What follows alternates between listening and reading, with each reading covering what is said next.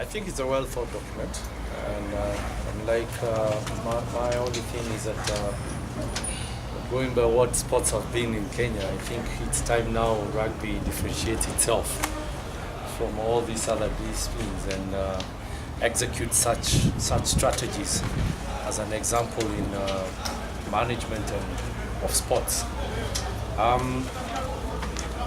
Particularly, and coming from Mombasa, we would be very interested in the local competitions and going in line with regional developments. And what we've realized that if I just go back 10, 15 years ago, we had very good teams in Mombasa, basically one team, but it was a very good team. But despite the growth of numbers in players, Mombasa has gone down.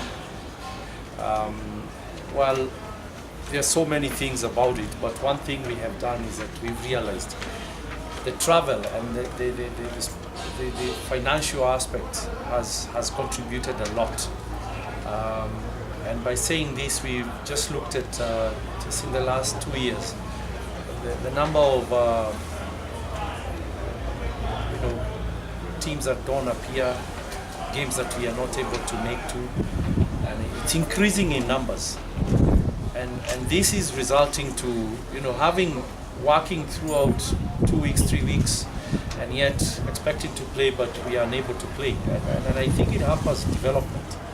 And because once these players are not active, they don't get to the pitch and play what they've practiced through the weeks, then it starts falling apart.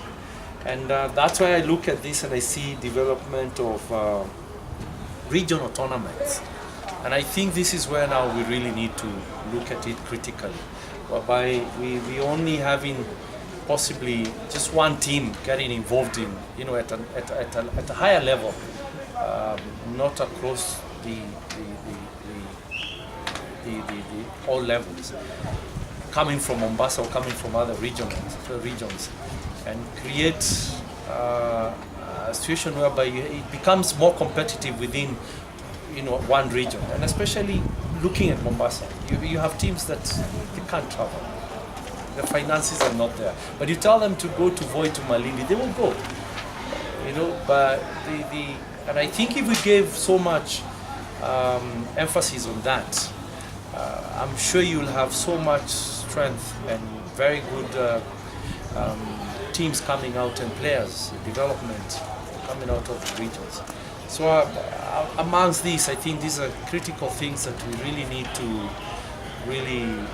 emphasize on and support teams that are far-flung to be able to not travel so much. Because again, when I look at player welfare and the rest aspect and all that, it includes even traveling. I mean, if you're going to travel from Mombasa, or let's say to Mombasa and back and train, and again you have a game the next weekend and possibly it's not home ground, then the rest aspect is now comes in.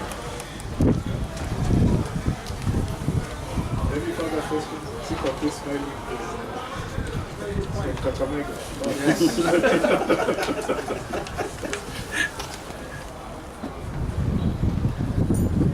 Yes, I would like to add on something.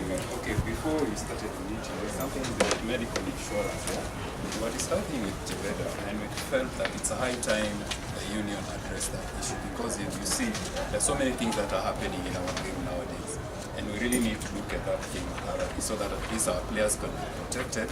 And also, as we were saying with him, when it happens in the field there, these guys don't come looking for a team, they come looking for officials of the club.